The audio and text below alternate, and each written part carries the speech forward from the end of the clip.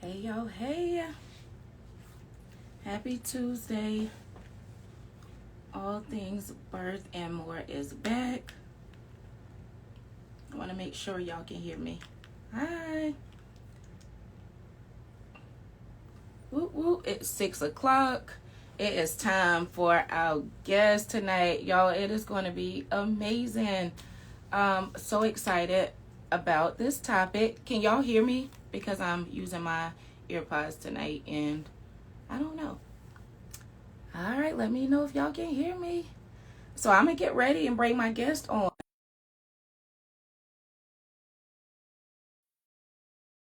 Get my notes together. Let me make sure. Happy Tuesday, y'all. Jasmine, let me try again. Oh, hey girl. Hello, hello. How are you? I'm good. How are you? I'm all right. Awesome. Well, might as well get started. Thank you, Yasmin, for joining in.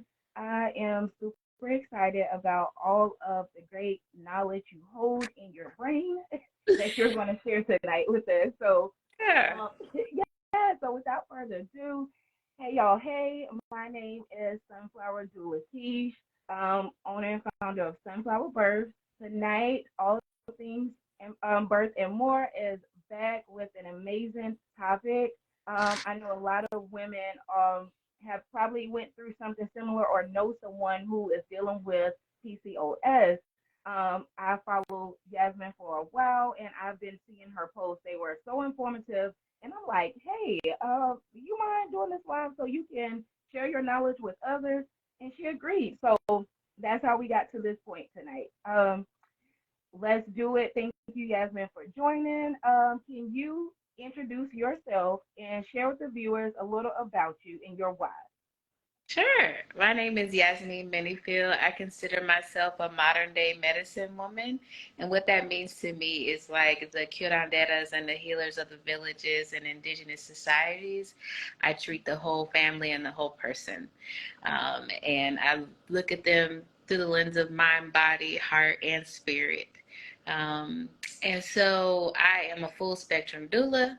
I've been a massage therapist, a holistic health practitioner. I originally studied with the wonderful naturopath, Dr. Laila Africa. That's where I got my start. Back in 2011, I got to study with him and his wife. I have my bachelor's in psychology. And nowadays, I primarily do coaching for women, Black women, reversing PCOS. I work with people that are wanting to reverse diabetes, type 2 diabetes as well, holistically. And I also work with other holistic practitioners who want to activate their divine feminine power. So, doing a lot professionally, but what I'm most proud of is I'm a mother of three. And if you are a woman with PCOS who's ever sat in front of an OB and they've told you, like, you won't have children without the help of a pharmaceutical, and you go on to birth three children, all three of them vaginally, but two of them at home naturally. One of them was unintended Oh, wow, solo. unassisted birth mother? Yeah, What? one of them, the midwife didn't make it on time. I was in denial. Whole story, but I get it. you I know, get it. it's so powerful to know that I was able to turn that narrative around that I was told when I was 13. And so my biggest why is that I know what it takes to go from feeling helpless and at the mercy of medicine and Caucasian medical providers who do not have your best interests at heart. I know what it feels like to have your rights violated when birthing or to feel like you're facing a diagnosis that's quote unquote unreversible, Hmm. but then to be on the other side of it and know that I could have my babies. I could reverse insulin resistance. PCOS is reversible, so is diabetes, and so many other things, including STIs, STDs. A lot of things are reversible, so that's my big why, to be able to give people empowerment, to have the tools for self healing no matter what they face, to know what it takes to reverse disease. Oh my goodness, girl. Okay, before I jump on, I have to say that was some good stuff. First, your brain definitely is like mine. I love that you are well diverse in so many areas and you can relate to people on so many levels. That is so amazing for one. And for two, I didn't even know you did all of these things or had all of these titles under your belt. So I'm even more impressed. And I'm like, well, dang, girl, social media, I kind of keep it professional and keep it moving. So I don't get too dive deep into people's lives like I would now. And just to hear all of these things, you have so much to offer. This is amazing. And three children. Okay, girl, listen, I need you. Can you really explain to the people what is PCOS? We hear that acronym so much. Like, what is it? What does it stand for? Like, give us Mhm. your view on that. Of course, yeah. So PCOS is so misunderstood. The name stands for polycystic ovarian syndrome. And most of us kind of associate it with the women that are overweight, maybe have larger, more like linebacker shoulders, have facial hair. But the presentation of PCOS is not an actual official disease. It is a syndrome, meaning a collection of symptoms that appear in the body, and it has a couple of subtypes and presentations. And this is the part of the puzzle that most women don't know when they first meet me that is so important to understand. Because you could have PCOS, let's say a lot of us, from talking to hundreds of women, we're usually diagnosed in our teen years or early 20s, and we deal with insulin resistance. 80% of the women that have PCOS have insulin resistant PCOS. This is where your body metabolically has become dysfunctional. Your tolerance of carbohydrates has decreased for a number of reasons. Maybe stress can decrease your ability to process and metabolize carbs efficiently. And then this leads to damage of your ovaries, which then start to overproduce male hormones called androgens.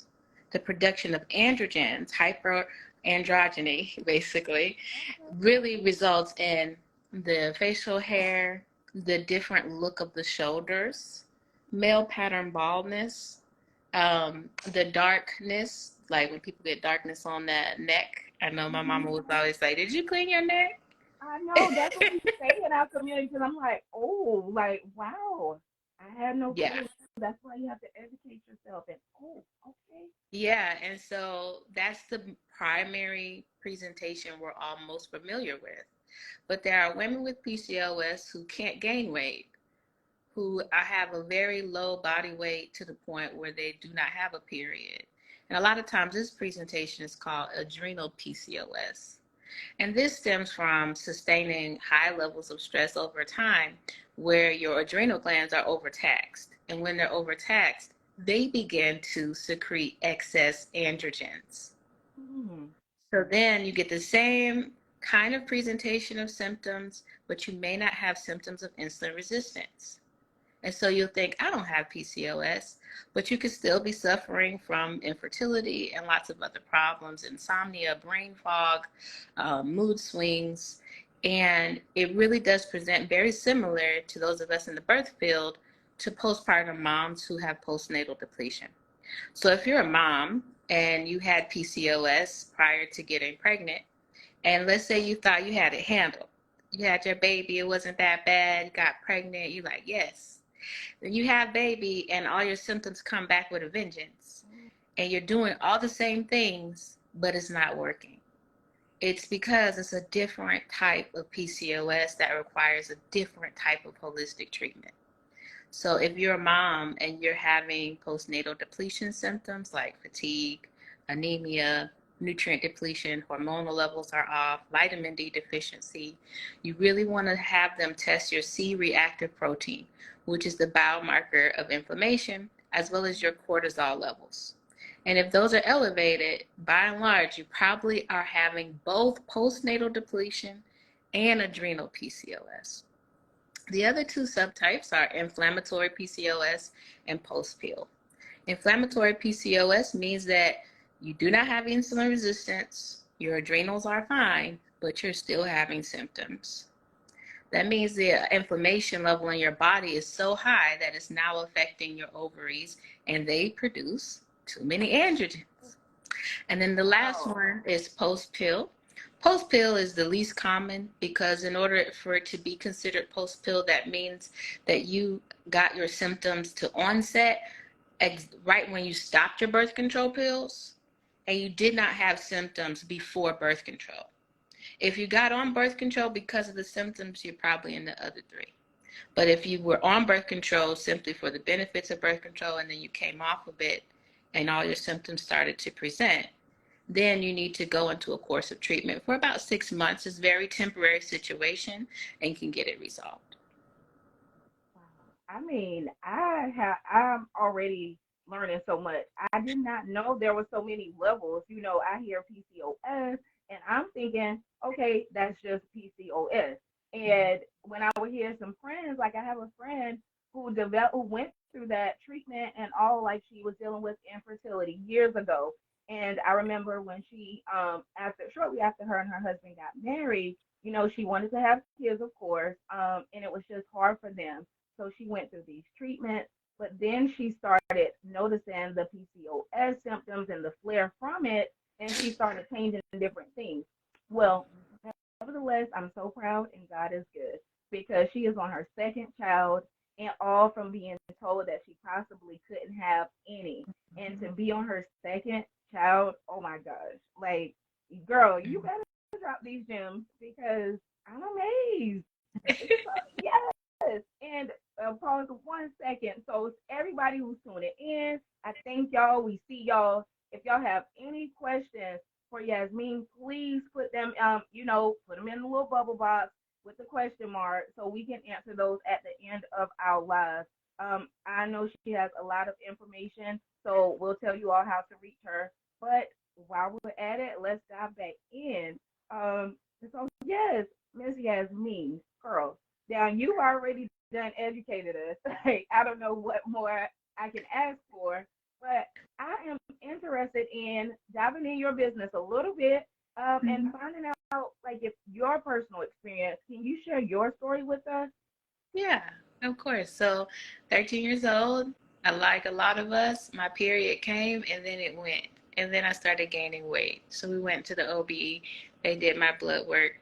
I received the diagnosis plus a prescription for metformin for insulin resistance, as well as birth control for hormonal balance. And I just thought, okay, I'll just be taking this for I don't know how long. It caused a lot of side effects. I missed 50 something days of my junior year. And God is good because I still graduated with a 4.1 GPA, but I struggled because of the side effects, mainly from the metformin. It caused a lot of digestive upset. And what I came to understand is both of these medications destroy the gut and really leave you with a compromised gut. And we all know how important gut health is to your overall well-being. So it wasn't just the direct side effects of the medications, but then their lingering long-term effect and damage on my system that was causing problems. And the more you read about what birth control does to you, it also leaves you with nutrient deficiencies, which contribute to mood and depressive disorders. So when I turned 18, I decided I was coming off of all my medications. I was going to a Seventh-day Adventist college at the time. So I went to this college, and on this campus, it was a vegan campus. And this is the type of place where you go to college and you lose the freshman 15. Right. I'm like, Yeah. what? I started working out twice a day with all my friends. I didn't have a car. I left my car. I was walking everywhere. And I started to drop weight, you know. And I made a promise to God. And I said, if you teach me, I will learn what to do without these man-made medications. And so it Mm. started there. But then I was introduced to a man that taught me about holistic health. And at the time, I had a 12-day period. And I was so conflicted because I was like, do I need to go on birth control again? What do I do? I've been off of it now 2 years. I don't know what to do. And so he said to me, I hadn't even talked to him about it. I had been praying about it that morning. we spoke that afternoon, and he was like, something told me to tell you don't take the birth control. And we just started talking, so I didn't tell him about that part. Hey, like, I had got chills. I was like, what? And so I said, well, I don't want to, but I don't necessarily know what to do. And he broke it down. He told me what herbs to use. So at that time, I started drinking red raspberry leaf every day and red clover. At that time, he put me on a raw food diet. So I was a high raw vegan for quite a long time. And I was walking every day and doing yoga every day. And by the next month, I was down to 5 days. Nowadays, I'm an omnivore, so I do believe that all foods can be used medicinally in the right context. I've learned that when you have babies and you go through postpartum, yes. you require a lot, like your nutrition needs are different. You need the meat, Girl, the spinach, the everything. proteins, some healthy animal fats, all of that. So I changed my diet drastically from that initial period. But I do think coming off a lot of processed foods, even though they were vegan, they were processed. I didn't have a lot of healthy fats in my diet at that time. And so my diet since then has always been very plant forward. You see a lot of greenery, a lot of different colors in what I eat, so I can have a variety of antioxidants and nutrients. And so nowadays my periods are no more than 3 days, maybe a little spotting on the fourth day. They come in with ease, no PMS. I've had periods that are even sometimes pleasurable and not painful at all. I don't really have pain. So I know in my journey, reversing the insulin resistance was the biggest piece of the puzzle. Because even after I went vegan, I made all these changes and lost a lot of weight.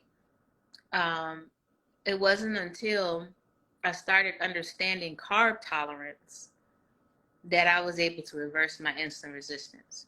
And I dropped down my carbs initially to ketogenic macros, which for me is 30 to 50 total grams of carbs a day. And that's usually where I stay. I stick with non-starchy vegetables. I don't eat a lot of starches. And I've, over the years, learned that I can maybe go up to 70 grams, but it has to still be from non-starchy vegetables. And so what I learned as a coach now that specializes in helping people reverse diabetes is that everybody has a personal carb tolerance. So you have to respect your bio-individuality. Your sister, your brother, they may have a different tolerance than you. Your mom, your friend, the person that you're seeing that they were able to reverse PCOS in their body, their journey might look so different from you. And so I extracted from that piece, as well as what I was speaking to when I was pregnant and had my third child. My postpartum with him was hell. And I couldn't understand because I had reversed my insulin resistance. I went and got lab work. That was still fine, but I was having issues. And it was adrenal PCOS that developed after the birth of my third child in my postpartum era. And I came to learn the importance of nourishing your adrenals after you have especially multiple children. Or if you go through any sort of trauma, if you have PTSD, anxiety, your body doesn't know the difference between looping thoughts and a bear chasing you. Fight or flight is always going to happen, and your stress levels can be out of whack. So because I had my sons pretty much 2 years apart, where I was still breastfeeding and then pregnant with the next, it put my body in a state of depletion, and it was too stressed out. And so I was able to learn the role of animal fats specifically in bringing down cortisol levels. And I've been able to not only reverse, adrenal PCOS now too, but I was able to understand how to decrease and then eventually mitigate altogether symptoms of anxiety and PTSD. So if anybody is listening that has been through trauma, understand that there is power in animal fats, specifically high quality, grass-fed, like butter, ghee. I love goat butter, especially if you can't do cow. Goat butter is very good. Having 1 to 2 tablespoons of that healthy fat with each meal can make a complete difference in all of your symptoms when it comes to anxiety and PTSD, adrenal issues, fatigue, anything that has to relate to your nervous system, cortisol levels, or mood. So those have been like the highlights of my personal healing journey that um, I love to share about, and like my coaching practice really stem from, and that doesn't really touch on like my home birthing experience, Real but in terms of stuff. PCOS and like healing the body, that's been my personal journey. Girl, wow, I'm sitting here in awe. Like, that is amazing. How old are your son? You have three boys? I have a girl, Oh, she's one girl. 16, and Oh, then my boys are 7 and 4. wow. You said 16? Girl, you see, I'm like, hold up. 16, 7, and 4. Man, like, I'm not even going to say it on here. I'm not even going to say it. I'm just, and I'm like, whatever you're doing and whatever your mitigation process was, girl, you are glowing. Seriously. I saw that when I checked out your website, and when I've been like stalking your social media at night, just scrolling to see what I can see. So because I want to learn more and see, and I'm like, okay, if I'm bringing her on, not only do I want to learn something, but I want to make sure like her story can help others. And this is more than enough. Like, you, I'm just amazed at your process and talking about um like the meats, the quality of meats, and using that for its purposes. I never even thought of that, and I'm kind of getting little emotional because had I even had a little piece of this information now, it could have helped me with my infertility issues, and I possibly could have had more children that would be here now. So it's an emotional thing that I was given all of these medications, birth control, so many issues, the hormonal problems, the bleeding for months, the pains. Like, and I shared a little bit with you via Facebook inbox, but I didn't really go into detail. So hearing all of this, like, man, I wish I had you just 7 years ago, girl. Like, literally, that is amazing. And I then haven't ever really shared this publicly, but there was a reason why I switched my messaging. Like, if you go back and you look about 2022 midway, this when I started talking about PCOS with Black women specifically. wow, And I always sit down around the fall equinox to set my goals for the annual goals. And that fall equinox, I said, okay, God, what do you want me to focus on? Like, I'm listening to my ancestors, to my creator. And I heard it so clearly, Black women reversing PCOS. I'm sitting here confused because I've been talking about postpartum and birth for yes, years. I became a doula in 2014. That's what most people knew me for. But I listened. And now the group that I created on Facebook, Black Women Reversing PCOS, is over 1,000 women strong. And that's amazing to me how I could get someone who's just found me that day and says, hey sis, I was diagnosed today. And I found your group when I was searching on. You would have known at the beginning. There are other women who are getting it at the beginning because I listened and I followed the guidance. And I understand now, like, if you're a practitioner, I really want to encourage you to do the same process. If you're not sure about what to talk about in your platforms, go to God and your ancestors and ask, and then implement and watch what happens. Because what I realize is when you get really specific in your message, even though you didn't know that all these other things are happening behind the scenes, like, it just makes your messaging so much more potent and powerful and impactful, where you're going to catch people's eye and you're like, oh, that's the lady that's always talking about PCOS. that is true. Mm. And girl, you said that because really that's what led me on my journey as well, just my personal experience, so I can stand firm in why I do all these things and what I do now. And not only that, just tapping in and listening to myself, praying to God, sitting silent, and allowing him to give me these things to talk about, or even this live. Like, I would have never done this 2 years ago. I don't do live. Like, I don't like stuff like this, talking in front of people. Yeah. I didn't like it. Let me be clear. And now Right. it comes so easy.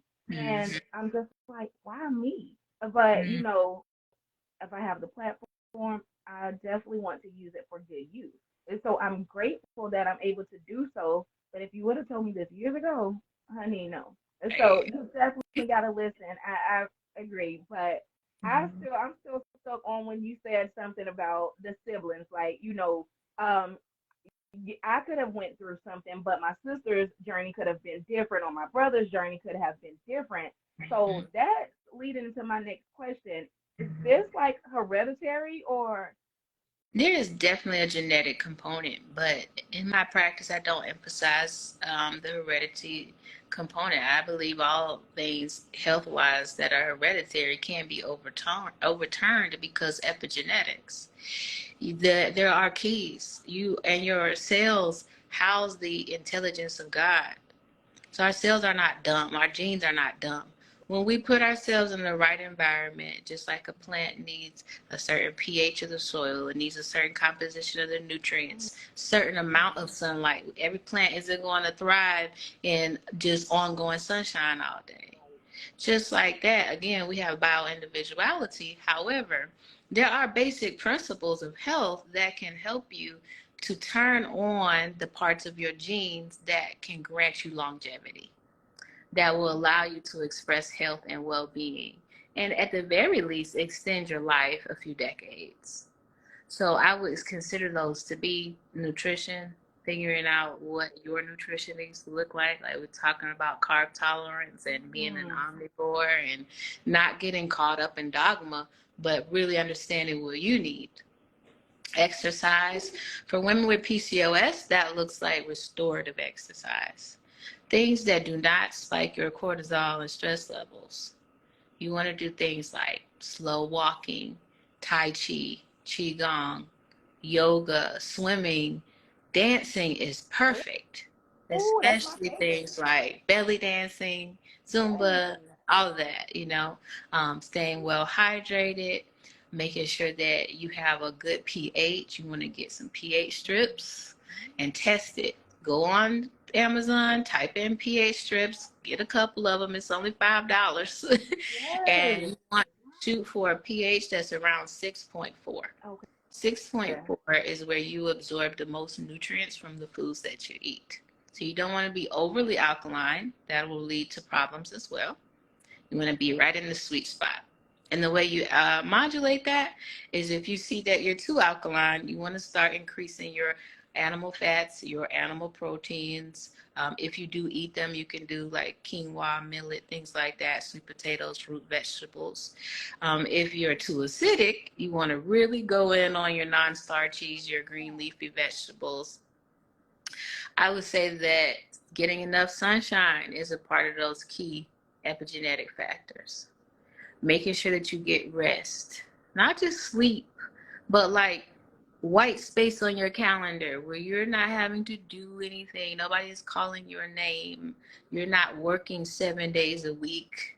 You're not on call all the time. Mm, Even my children know that for me, like, even though I'm not full blown 7 Day Adventist anymore, I definitely respect the principle of keeping a Sabbath. And yes. my children know, like, no, I'm deeply resting on Saturdays. I do a lot of fasting on Saturdays, quiet time, prayer, meditation, reflection, sleeping and napping, sunbathing, rest, deep rest. But I also would consider rest to be the absence of inflammation, blood sugar spikes, hormonal imbalances, digestive upset, and even the overabundance of like any sort of pathogenic presence. Like if you have candida overgrowth, parasite overgrowth, if you have a high viral load of any sort of virus, be it herpetic or any virus, you want to address all of those things. And I put that under rest because if your body is fighting an overabundance of candida, for example, you're not really resting when you sleep. You're not really resting when you're quietly meditating because your body's expending a lot of energy trying to overcome something that's overgrown. Pathogenic presence is not evil. Candida, yeast, parasites, viruses are all a part of the divine blueprint of creation. They're there for a reason. So it's not that you're fighting against those things. So never take a stance of like, you got to detox the hell out of yourself. Right. But you did that No. because we don't know, yes. It's like, oh, let me go on the detox real fast. I'm just saying because I've been there and like, I need to get rid of this. Yes. But no, they only come when we're out of balance. So let's say you have an overabundance of starches and sugars. Your body needs help to be able to process this overabundance of sugar and starch. So it allows the proliferation of parasites to take care of the burden. But parasites are also a burden on your nervous system if there's too many of them. And understand that all things, again, come from one creator, so they hold a frequency. So imagine all of the psychic frequency of every parasite around the globe and every human being. So whenever they're in an overabundance in your body, you're not operating under your will, you're not operating under divine will, they are hijacking you. So they can't be completely eliminated because we come in contact with this naturally. But when we come back into balance and we're eating a balanced diet and we're resting and allowing our body to heal, the pathogenic presence will decrease. And then our bodies are not buzzing with this like low-key anxiety from all this other psychic presence that's not supposed to be there. And it becomes like static in the air where you cannot hear God speaking clearly. Mm-hmm. So this deep rest is really more than just sitting somewhere in a quiet room. And I would say temperance, like really keeping things balanced in your life, not over functioning or overdoing, especially if you're in a depleted state. I would not advise overly fasting or drinking too much alcohol or indulging in too much caffeine or stimulants. That's what I mean by temperance. And the last piece of that I would just say is trust. Trust in the divine will, trust in the divine plan for your life, trust in the fact that you are an extension. You're not just like the drop in the ocean. The ocean is in you as the drop. So you structurally have access to every piece of God's spiritual anatomy. And that has been huge in me being able to heal so many things and accomplish a lot in terms of my body, my consciousness, and working with other women to achieve this, and I feel like trust is also building trust within yourself, because we can like reach a health goal and let's say we drop the 50 pounds and then we yo-yo and we gain 70 and so we begin to lose trust in ourselves. Like, why can't I do this? Right? And so the way that we rebuild and continue to build trust in our own abilities is by fostering a sense of self-efficacy. This is the belief that you can do things even if you don't know how yet. You know that you're committed, that you have staying power, that if you don't know now, you're going to gain the information and the understanding and the skill sets. So self-efficacy is huge. As a coach, coaching people through weight loss, diabetes reversal, herpes reversal, PCOS reversal, there's some major things that I've noticed. And one of them is you have to begin with the end in mind. It can't just be about, I just need to reach this weight loss goal. I just need to get my blood sugar under control. Yeah, that's important. But once you get past that and you've reached the external mark that you set for yourself, that's an external motivator. External motivators do not keep you in the game. They do not protect your progress, and they don't keep you on track. Is the deeper internal motivators and the trust that you have built within yourself as you're reaching goal after goal and not copping out and dropping out that keeps you motivated and steady and really keeping the big picture in mind. So when I say trust, I think that's multi-level, just like rest is, where you do need trust in God and your ancestors. But you also need to be able to trust yourself, because you are the human being that's having this experience, leading yourself through life, leading yourself to healing. And it's these mindset shifts that really inspired me to say PCOS reversal, not management. Right. And I remember when I put that, and you was like, nope, it's reversal. I'm like, oh, okay, because I didn't see it that way. I didn't understand, and now hearing you speak and educate us, you are definitely, you have done the work out here, and you still continue to do so, and even create this platform on like Facebook and your Instagram for women who didn't even know that so many others are dealing with the same thing. We are embarrassed to talk about some of what we're going through, especially if you're young. Like, I was going through all of that from like 23, 24, 25. So, I'm in my 30s now, and it's so crazy that now it's talked about a little more, and it's still, creeping out there a little bit, but women are standing loud and proud about sharing their experience. And for you to be one of the practitioners, like on this journey, not only for yourself, but have lived it, and now you can educate others, that is amazing. That is so awesome. Wow. Girl, yes. I'm just everything just makes sense. I'm telling you, you just kind of connected some dots for me, and I'm sitting here in awe. Like, you just don't know who will be used to deliver certain messages to you. Who God will send your way. So this was definitely needed, and I feel like what what type of advice can you give us? What can you leave us with? Before we end this, I need to know what type of advice can you give the viewers who join in? I don't see any questions. So if you have any advice you can give us, that would be good. And then, give us some words of wisdom after that, if you don't mind. Of course. So I think what I'd like to leave y'all with is just a clear, simple roadmap. Because, when you present the idea of reversal of PCOS or any health condition, it's challenging. It's challenging and it's emotional. And it can be hard to even accept the possibility, because we are so used to dealing with a medical system that tells us it can only be managed.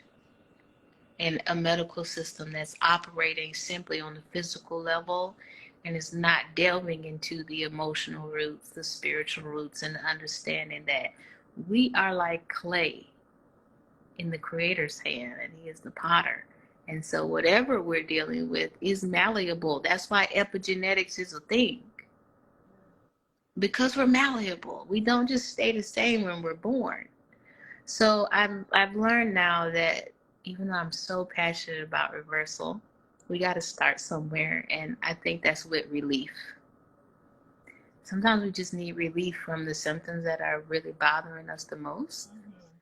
And so I want to talk about what relief looks like. Number one, you want to focus on reducing the excess androgens. If you were here when I was talking about the PCOS subtypes, the excess androgens are across the board. That's a universal element in PCOS. The ways to reduce androgens: you can use spearmint, you can drink the tea, you can take it as a supplement, you can use it topically wherever you may have hair growth. You can use saw palmetto, S-A-W, palmetto, Palmetto. Get the tincture and just take it as stated on the tincture. And those two herbs alone will begin to reduce your symptoms. You want to take it every day and understand that this is about relief.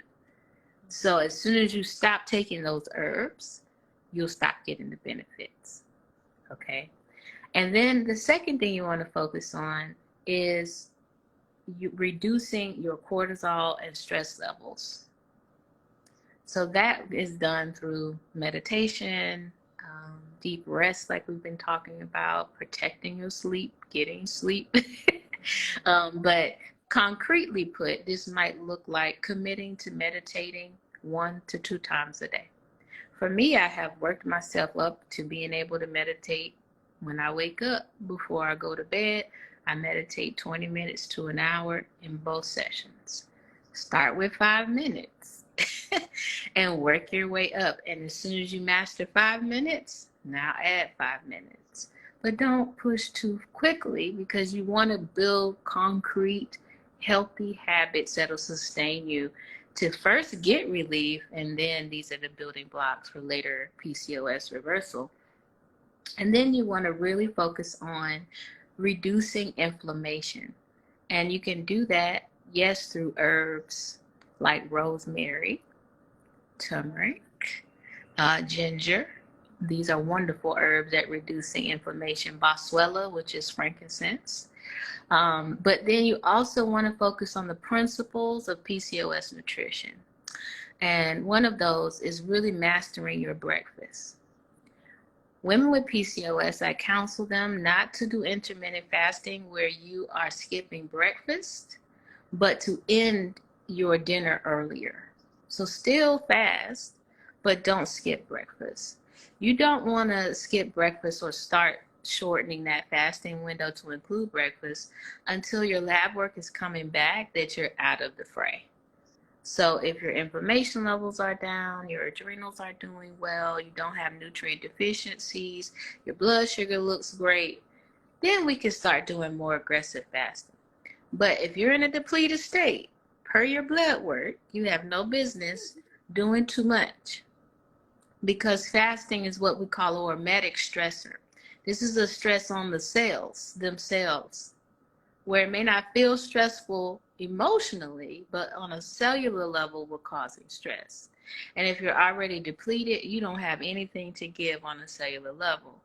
So just end dinner early, maybe 5 o'clock, Woo! and let that be your fasting window. And maybe start breakfast at 9 a.m. When you're eating your breakfast, I don't care which subtype you have, do not eat starch at the beginning of your day.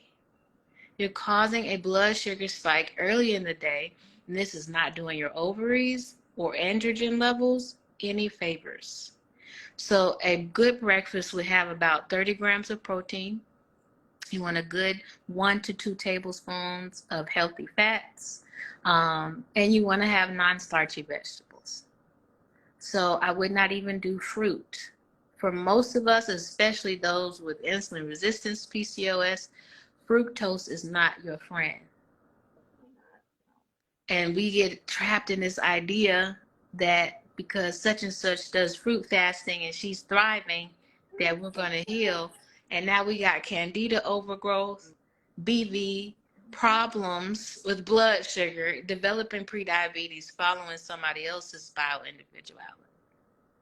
So you don't want to include fruit for breakfast. I would say if you include it, stick with low sugar fruits like berries, for instance. And when you have the berries, pair them with a fat like heavy whipping cream or coconut cream, something like that. You could do coconut yogurt with no sugar added with some berries on top as a snack. This is not for breakfast. So even for breakfast, don't add fructose.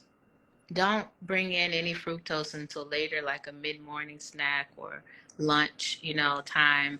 And then you don't want to have any more after that. So 1 to 2 servings of fruit. And honestly, if you insulin resistance PCOS, stick to one serving of fruit with a healthy fat paired with it to blunt the blood sugar spike. That's what that's for. So with those basic steps to review, you want to reduce androgens, reduce your stress cortisol levels, reduce inflammation. You'll get a lot of relief. This is going to help you if you're having hair growth. You're going to see a decrease, especially with the spearmint and the saw palmetto. This will be very helpful if you're having mood swings, brain fog, heavy periods, long periods. If you're having heavy and long periods, I definitely want you to join my group. I taught a class in there. It's called the 3-Day Roadmap to Painless Periods. And I talk about how to get your period down to 3 days, how to reduce heavy bleeding, and all of that. My parting thought is just to say that you deserve deep rest.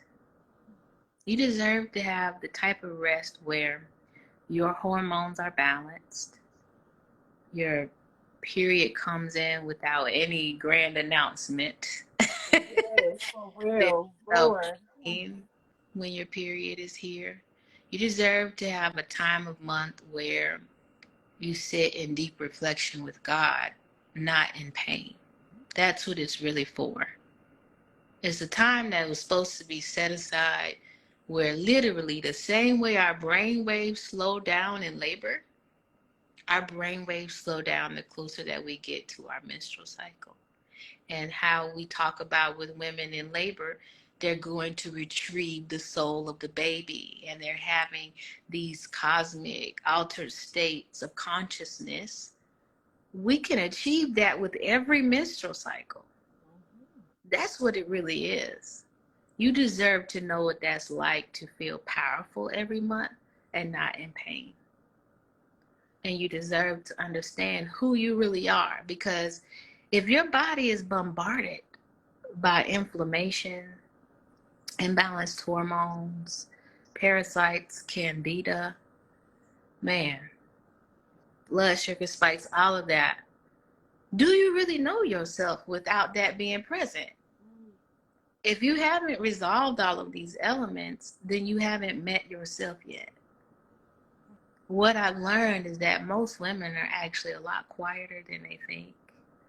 Their minds are a lot quieter than they think. They're a lot calmer than they think, a lot more creative and focused. And so that quietude that I learned about in being able to have a home birth, I learned about the quietude. And this is the part of labor where the mom is complete. She's 10 centimeters, but she's not yet ready to birth the baby. And she goes deep within herself to commune with the Creator as she retrieves the soul of her child. And as soon as she's ready to birth, she will come into consciousness and be very alert and then birth the baby. This quietude is not specific to labor. It's our birthright as women to be able to enter the quietude whenever we need it. Whenever we need deep communion and healing and refreshing and restoration of the heart and soul and mind, we're supposed to be able to go in a quiet place and go get it. Yes. And so Yeah. what I'm talking about, all of these, principles of health and the roadmap to getting PCOS relief, which will eventually lead to reversal. The deeper reason we want to do that is so that we can access our power and our divine connection and our potency in the quiet places that we deserve to be in. That is amazing. And that was so, so good. Like, I'm still, oh, my AirPod dropped out. Okay, you're fine. But I still got one. Can you hear me still? Yes. Okay. So I will have to process, like, I'm going to have to rewatch this live afterwards so I can hear all of the great information you dropped and really study it for myself to get more insight because this was good. So, in doing so, can you tell the viewers where to find you, how to join your group, and yes, let's go from there. And make sure you all follow Yasmin. So drop your IG name and everything.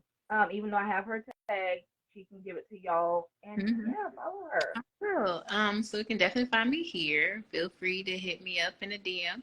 You can find me on Facebook, Yasmin Minifield. That's MINNIFIELD. Go on my personal page, send me a friend request, and DM me there. You can as well. You can find my group on Facebook. If you just search for Black Women Reversing PCOS, you will find us, and I'll let you in. My website is wombofpeace.com. And if you'd like a free coaching session where we can talk about your journey and map out the next year of your health vision and what that looks like, just let me know. Send me a DM and I'll get you scheduled. Right now, you can work with me one-to-one if you like. I do have a 4-month coaching package. Okay, and in a while, in the month of August, I will be launching a brand new program called Relief. It's going to be a 14-day intensive to really help you get relief from your most pressing PCOS symptoms. So look out for those details. But if you're interested, just let me know and I'll send over a lot of the details to you. Yes, girl, for all of that. And as y'all know, I will keep this live up. So share it with somebody who may be going through the same thing, or if you know they were recently diagnosed or even diagnosed in the past, like definitely this live is one that you should really watch from beginning to the end because I knew she was bringing some great information, but I didn't know she was going this deep. Like this is levels and levels of stuff that I didn't even learn going to the doctor and asking questions. So I'm really amazed, and I thank you for your time. Oh, you gotta tell them where are you located. I forgot that part. Where are you In located? Kennesaw, Georgia. All right. So she's in Georgia. How is that far from Atlanta? Because I don't know. About Look, 30 minutes north. oh, Mhm. okay, that ain't bad. So next time I come to ATL, which will be soon, Lord, when you talk Yes. about doing too much, I have calmed down. I promise you.